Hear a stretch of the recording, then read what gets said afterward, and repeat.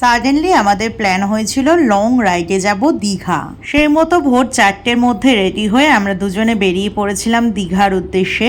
আমি ছিলাম আমাদের বাড়িতে, ও আমাকে আনতে এসেছিল ভোর ভোর। দেন পেট্রোল পাম্পের লোডেড তেল ভরে আমরা রওনা দিলাম দীঘার উদ্দেশ্যে।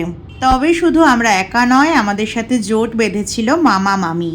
ভোরবেলার এই ওয়েদারটা যা ফ্যান্টাস্টিক লাগছিল কি আর বলবো।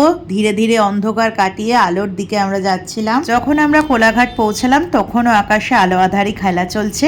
আমরা একটু টি ব্রেক নিয়ে আবার রওনা দিলাম। হই হুল্লোড় করে গেলেও আমাদের মনের মধ্যে একটা ভয় কাজ করছিল, কারণ মেদিনীপুরের ভোটের পরের দিনকে আমরা বেরিয়েছিলাম।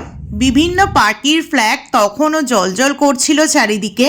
এই নিয়ে মোট দুবার হোল্ড করলাম আমরা। প্রথমে করেছিলাম কোলাঘাট আর এবারে করেছি নন্দকুমার। সেদিনের ওয়েদারটাও ছিল ফ্যান্টাস্টিক, এক ফোঁটাও রোদ ওঠেনি, চারিদিকে মেঘলা মেঘলা ব্যাপার একটা। তবে শুধু মুখে হোল্ড করা পাবলিক তো আমরা নয়, তারই ভাগে আমরা কিন্তু খেয়ে নিয়েছি ডাবের জল।